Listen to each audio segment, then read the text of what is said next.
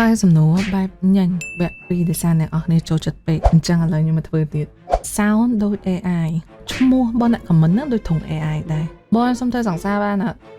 ស្គាល់នេះតាំងកាសុំយើង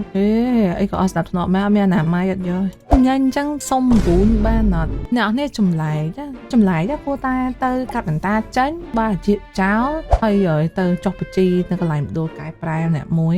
តែបងកូនណាកូនពេញភូមិគេទៅអ្នកដែលខ្ញុំអត់ស្គាល់គេហៅខ្ញុំឪទេអញ្ចឹងឥឡូវកូនក៏កូនគាត់តែថាអត់មានជួយចេញលុយខ្លាំងជីវភាពអីទៅរកម៉ែខាងណាទៅរកខាងហ្នឹងណាបងយកពន្ធឬក៏យកប្តីយកលុយបងឯង BL មែននិយាយទៅខ្ញុំ BL ក៏អត់ BL ក៏អត់ខ្ញុំស្អប់គេគ្រប់គ្នាបងគេមែនបើចម្លើយតាមត្រង់គឺ yes and no ខ្ញុំអត់មានការរើសអើងអីទេឆ្លាញ់ទាំងអស់ហើយក៏ស្អប់ទាំងអស់ដែរបង top មែនខ្ញុំមិនក៏បានខ្ញុំទៅកុងតាក់ចឹងទៅលើឡើងទៅលើចង់ទៅក្រោមចុះទៅក្រោមព្រោះសាទៅលេងណាស្រួលពេលទៅឃើញមុខអាសាទៅកោះពេជ្រអញ្ចឹងបើនៅកោះពេជ្រឃើញបងប៉ាម៉ូតូអីអាណៃកុំធ្វើស្គាល់ហ្នឹងនៅ